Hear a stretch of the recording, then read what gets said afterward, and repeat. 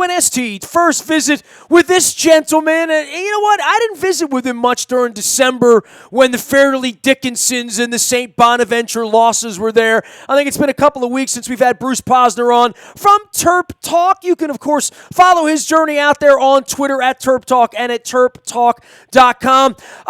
Bruce, all things considered where they are right now, and it's been a little while, you and I haven't talked Jackson injury, certainly not the Bender injury, and getting into the meat of this Big Ten thing. But, I'll give them credit. Sunday night, that was a nice win over Iowa. They're battling a lot of things right now. All told, the Michigan State thing aside, I'm on board with where the Terps are right now. Well, Michigan State, we caught on I'm not sure. I think they could have given Golden State a battle that night. They didn't miss anything. They were great. And yet you see the tenderness of the Big Ten that a team like Michigan State, number one in the country, last Sunday could go in and be really handled by Ohio State, an unranked team. So anything goes at home in the Big Ten, and Maryland certainly has shown to be a great team at home so far. But the injuries, the depletions on this team are it's just going to be a challenge for Turgeon every game. There are no locked W's on the Big Ten schedule.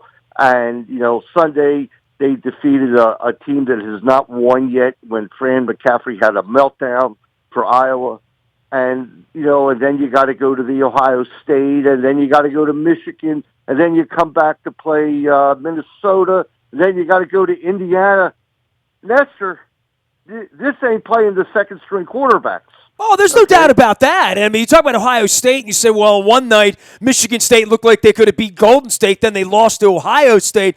Now Maryland goes into a little bit of a hornet's nest here, where obviously they're playing some pretty good basketball, and I think if you watched any portion of the Michigan State game last week after about the 12th or 14th minute, they really got handled, and that's where they are without the depth, without Jackson, without Bender. And, the last time you and I talked, it was right after Thanksgiving, maybe around that period of time where they played Purdue and had the Syracuse loss and whatever. They were getting nicked up back before they went into the cream puff part of the schedule. Now they get back to this point where they don't have the depth they want to have. Nothing about this year's ever going to be the same without Jackson. He was their best player. He was their NBA guy, all of that stuff. He was going to be the reason they were going to be able to beat a Purdue or a Michigan State. But all that being said, you said they're going to have to scrap every night.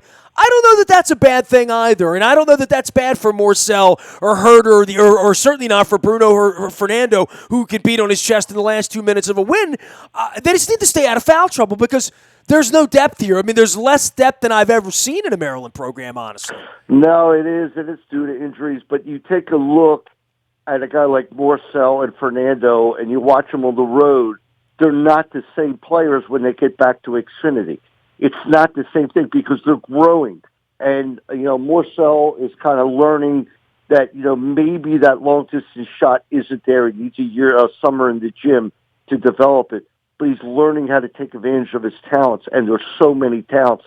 I mean, he played on Sunday. He played point guard. He played the four position. He drove to the hoop and jammed 3-4 times. Kid's got a lot of talent. He's a Baltimore basketball player, and that you and I know what that means.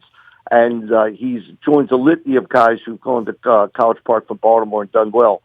I saw you over there the day that he signed. I couldn't get into that glass room over there at St. Joe. And, a year later to see him out on the floor scoring 14 points in a big game. Look, I mean, the shot's clearly an issue. But as far as a kid, you said a Baltimore kid, we all know what that means. I know what that means. It means he'll have 8 rebounds on a cold night. I mean, like, as a guard. I mean, so a guard who rebounds, boy, if he could shoot, he could be special, right? But, I mean, at this point, because it's a challenge for him, he's not a one-and-done guy or whatever. Same thing with Herder, same thing with Cowan, that I do see that this young nucleus here, and it really is a shame about Jackson, that, there is some nice pedigree here amongst the kids that are on the floor, but on nights when hamstrings are pulled, foul trouble, cold shooting, every night they're going to need to be on point the next 8 weeks to be a tournament team. Yeah, it's going to be tough. I mean, you look at their schedule and you say, well, if Turgeon can pull off a 9-9 with this team or a 10-8, there won't be any more stupid questions about his ability to coach because this is not a great team. You're coming off the bench. You don't barely have a bench, all right? And he's getting a lot out of Joshua Tamayak, and he's going to need to get a lot out of him. He's got Sikorsky has his moments, but you can't have 5 turnovers in a game when you're a big guy. So there's a lot of things going on, a lot of dynamics, but I believe in Turgeon, and, I'm not, you can't overstep your bounds. This is not a 14-4 Big Ten team. It's just not deep enough, and it's going to be tough to win on the road when you're not deep enough. But look, when Michigan State comes back to College Park on January 28th, you'll see a different game. I'm not saying Maryland's going to win, but I guarantee you it won't be a 30-point blowout. He is Bruce Posner. You can find him at Terp Talk online at terptalk.com, out on Twitter, as well as down the radio dial where he's always doing things Terrapins. And this is all brought to you by our friends Lee Tessier and his team at Keller Williams, American Premier Realty. You list your home with Lee and you risk nothing. His team's going to get your house sold. LeeTessier.com. Also brought to you by our brothers up at Box Hill Pizzeria. The best crab cakes in Arthur County can now be shipped anywhere at BoxHillPizzeria.com. It's more of a crab cakery up there. Bruce, you talk about taking care of the basketball. I don't know that we can praise Cowan enough on the backside of this whole Melo Trimble thing and the problems they had 2 years ago where they had one basketball and 7 guys that wanted it. This year it feels like more of a dynamic of a team coming here together, especially in the aftermath of not having Bender coming off the bench for 12, 14, 16 minutes a game. Same thing with not having Jackson and those 35, 37 minutes now being usurped elsewhere, probably as much on Morcell as anyone else who's going to get more time here. But the more the ball is in the possession of Cowan, the more I think we can all feel better that the ball is being taken care of. Now, I know Iowa didn't play a lick of defense on a night where Maryland scores 90 points, but taking care of the basketball is job number one at any point, and at least they have that going for them. Yeah, Anthony on Sunday had a pretty interesting stat. Besides playing 37 minutes, Nestor, he had 0 turnovers. Let me repeat that. 0 turnovers. That says it all about what kind of player he's developing into. And also, Turgeon says he could go 40 minutes every day. It's exaggeration. I don't think he can. They're going to have some kind of support for him at point, and they're kind of looking at Morcell a little bit. And as the season goes on, he's developing. It's a slow process. It's a step-by-step process. But you also have Herter, who can kind of do a little bit of it. That's where the Terps are lacking right now at that kind of like that backup point guard position. What do you do if he gets in foul trouble? You almost have to let him play. And that's scary because, without Anthony Cowan on the field for extended minutes, I think the team will suffer. But, Turgeon develops these guys. He believes in them, and we'll see how it goes. 3-2 right now in the Big Ten, and 18 games. And you did make a point about the Powder Puff schedule, and I think it hurt him this year. And I think Turgeon knows it. You can't go back and rewrite that, and certainly the rest of the way. He mentioned it. Well, there's no nights off the rest of the way here now. Go win some of these games, especially as you've pointed out on the road that you're not supposed to win. There's 2 of them in the headlights here in Ohio State and Michigan. I think both are tall tasks. I think they would have been tough games for them to win, with a full slate. But I think I've readjusted my expectations, but I don't lower the bar in the 2 hours of the games going on. And, I felt good about them hanging with Michigan State for 12 or 14 minutes as they did early in the game. But stealing a couple of these road games, whether it's at Indiana later in the month or certainly at Penn State next month, and they look to be a little more representative as we saw them last week as well. There's no off nights, but there's also not a night, I don't think, other than Michigan State, who they'll see at the end of the month, and then Purdue, where they're going to walk on the floor and they can't win, or that some weird things would have to happen for them to win. Well, I don't think Purdue's a situation where they can't win. when they played Purdue earlier in the year, this kid Haas was, I think, he was 9 for 11. It's not going to happen again. He's not, he's not Blake Griffin. It's just not going to happen again, and they could certainly stay with the Purdue. Let's, let's take them one at a time and a minute at a time and see how it goes. But I still say that if Turgeon could negotiate a 9-9 season or 10-8 and get a couple wins in the Big Ten tournament, I think that's his ticket to the dance. But right now, there's a lot of work to do. And next year, Nestor, you'll like this. I don't know if you know it, but next year, 20 Big Ten games.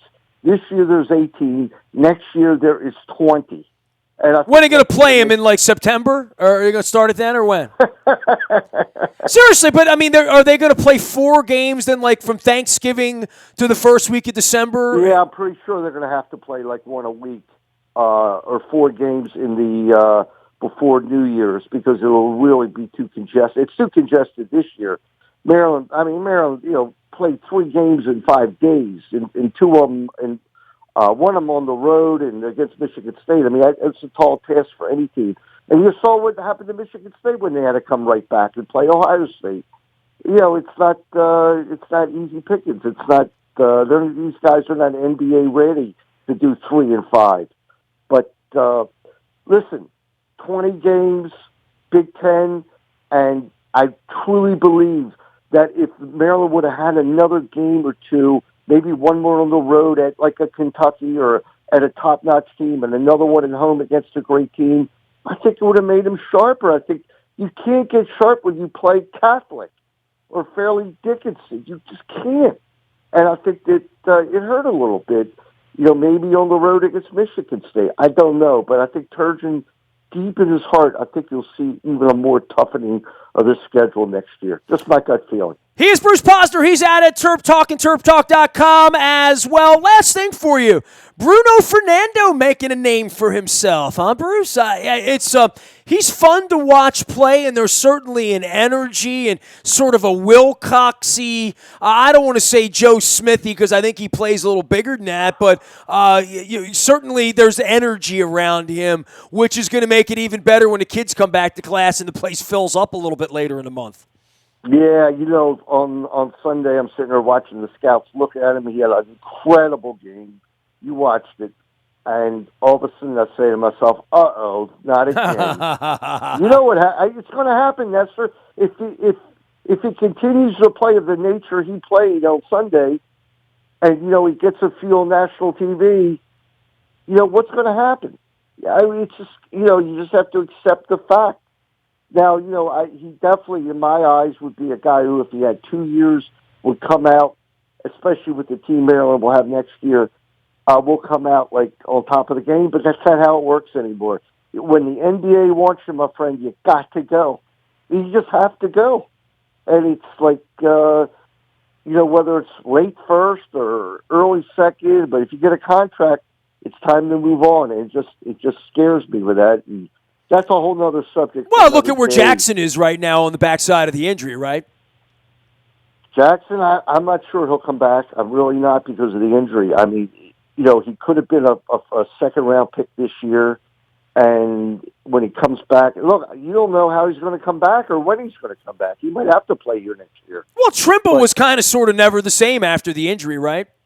Yeah, well, Trimble suffered from the injury for a year and a half, and Trimble had first-round stock. He could have gone strong, but he could have gone after his freshman We've seen year. a lot of guys go backwards coming back and playing ball.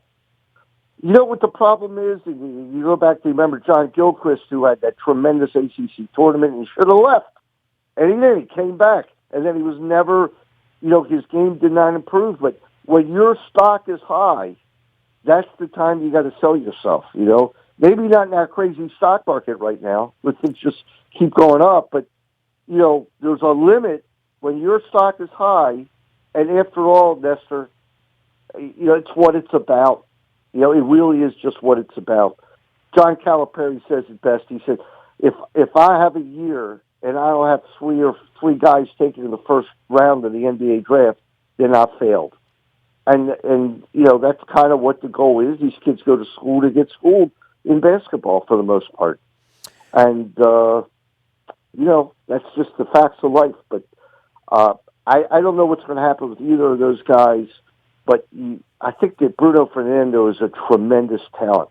When you look at him and know that he might be a year older, he might be 19 because of his schooling in Canada, but he's still a kid. And when a kid's got that kind of, breadth of the game, well, it's just his future is unlimited.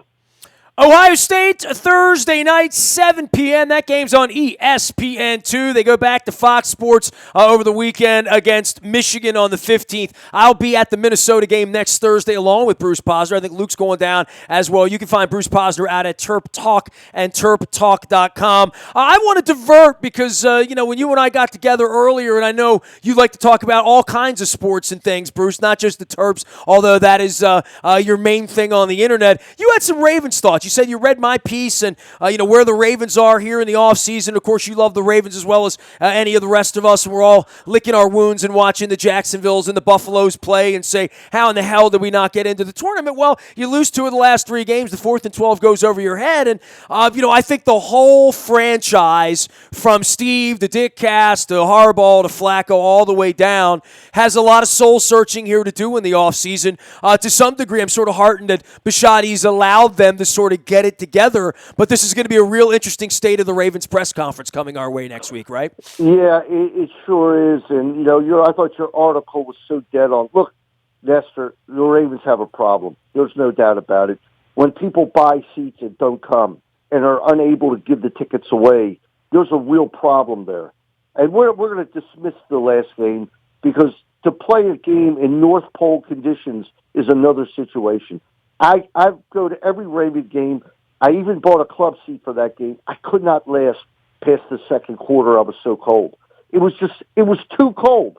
It was not. It was. And as we get older, guys like you and me that maybe toss back a few adult beverages in our younger years, and you sat out there in the 70s. I sat out there in the 70s when I was a kid with the Colts, and I don't know, something about 25 degrees when you're 9 years old, and your mom gives you mittens and makes you hot chocolate, and your dad's got a little nip in the.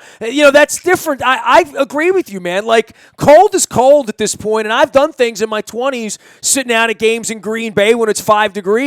That right now I watched these games over the weekend and saw the weather over the weekend. I my body can't take it. I agree with you. I think there comes a level where you get older, you just don't want to do it, and I get that part of it. But not what the real test is: who's going to be in the seats the first time they play next year, right? I mean, who's going to be there in week 3 and 4 and 5 and 6? Who's going to be?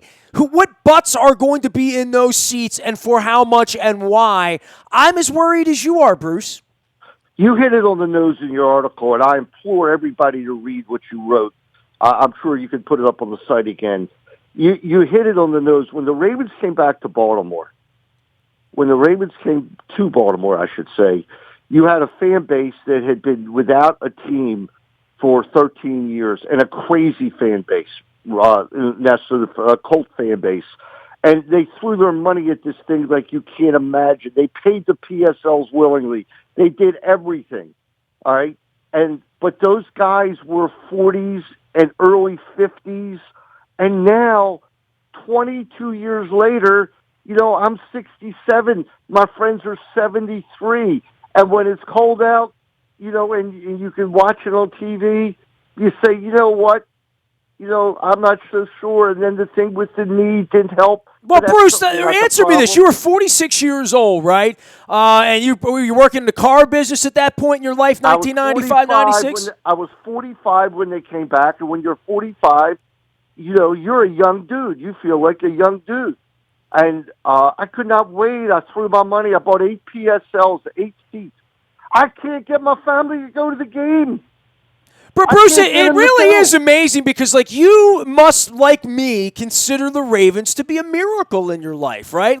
Because it's not hard for you and I to sit down, have a drink, and talk about the years we didn't have a team, and remember not having a team, right? And thinking it like was a nightmare. I It was wouldn't a literal nightmare. Yeah, I wouldn't want to not have a team. Well, now we have a team that it's too cold out. It's too much money. It's too much this. They took the knee. I don't like the players. The coach is no good. The parades are no good. I don't know what to say, man. I mean, over 22 years, what did you want? Like, if I would have told you on that day the 46-year-old version of Bruce and the 28-year-old version of Nestor, if you and I would have gotten a coffee that day after Art Modell and Paris Glendenning showed up, and I would have said 22 years, whatever it's been, 14 playoff teams, whatever the numbers are, 2 Super Bowls, Ray Lewis, Ed Reed, John Ogden, Brian Billick, the legacy, good young owner who's come in and tried to do the right thing.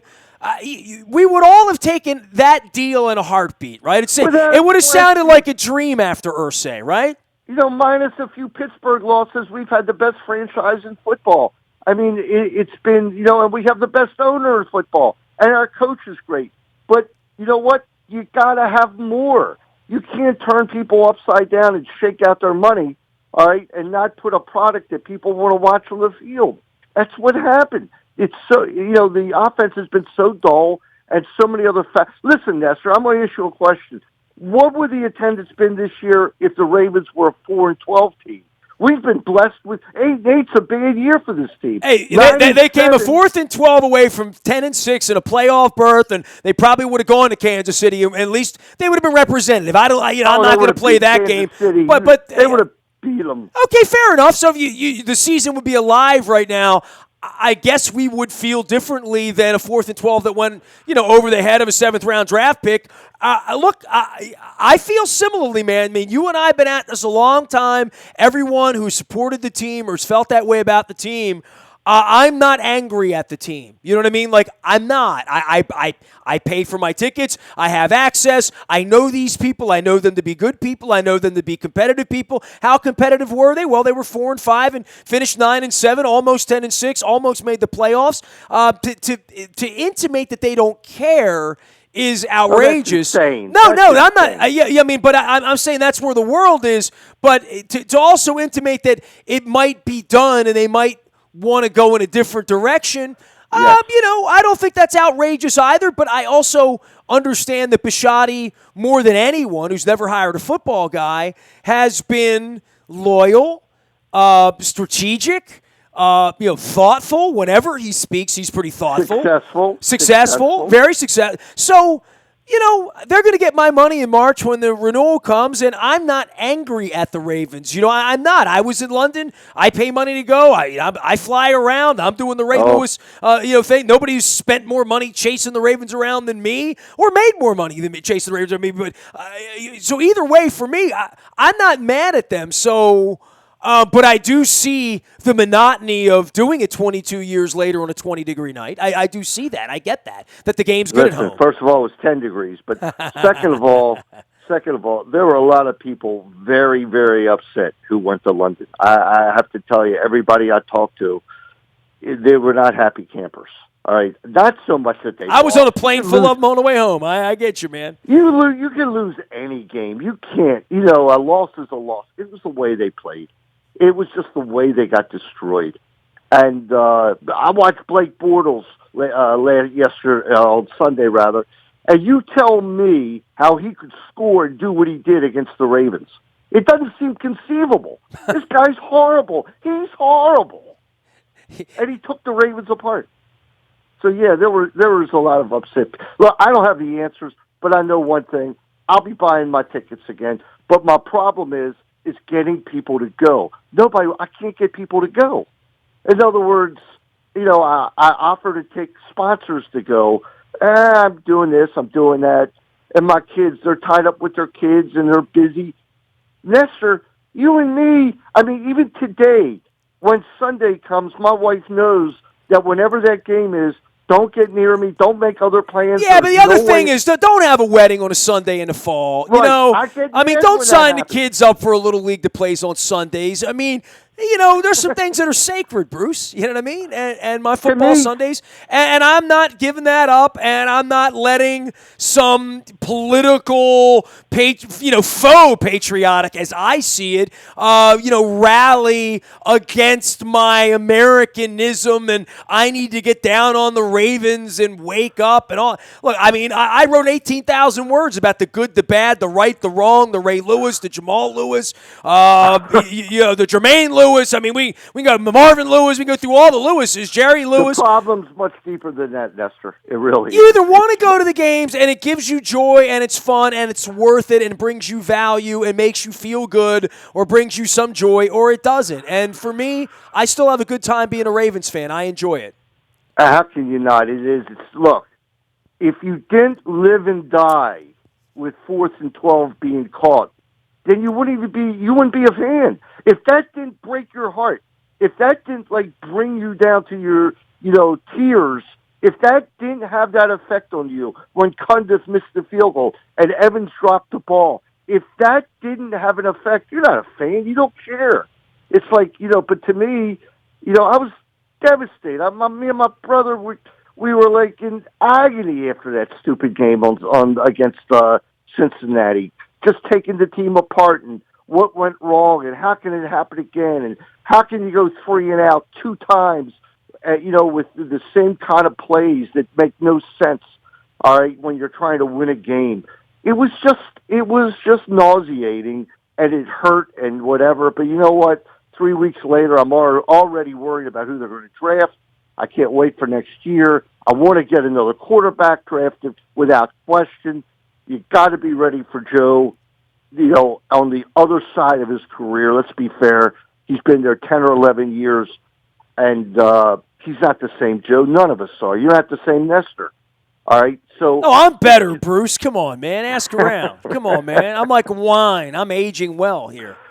What a Whatever. shame. Well, I always love talking to you, man. Hey, And, Bruce, I love having you on as well. We'll circle. Listen, towel off. We got a game against Ohio State Thursday night, all right? So we got Terps going on, Ohio State, Michigan. I'll see you at the Minnesota game next Thursday night. I'm going to get down there. Hey, I definitely we'll have dinner together, my friend. College Park, ahoy for me. Well, that's what happens when the Ravens get eliminated. I get all this time on my hands. So, I do things like trying to make my company better and trying to have some fun and getting down to College Park and hanging out with you. So we'll see you next week. Always great to visit with you. We'll send everybody out to Terp Talk and TerpTalk.com.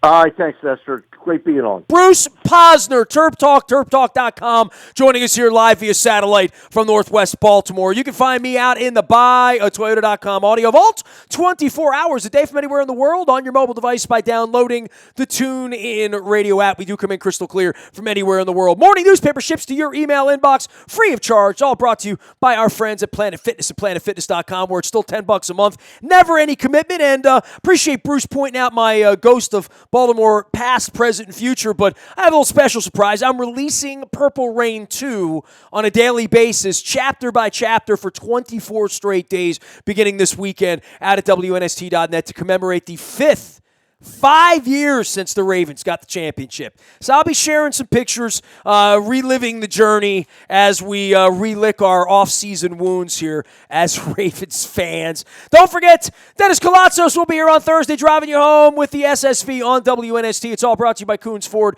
of Security Boulevard. They sponsor our WNST tech service. You get that whenever there's breaking news. So we're still waiting on the Manny Machado thing. And Ravens defensive coordinators, all that kind of stuff. You get it first there. It's all brought to you by Coons Ford of Security Boulevard. I am Nestor. Nasty at WNST.net is my only email address. I am available and very available on Facebook, Twitter, LinkedIn, Snapchat, Instagram. Streaming live right here on our Facebook Live as well as our YouTube WNSTV channel. We are WNST.net, AM 1570 and WNST Towson, Baltimore. And we never stop talking Baltimore sports.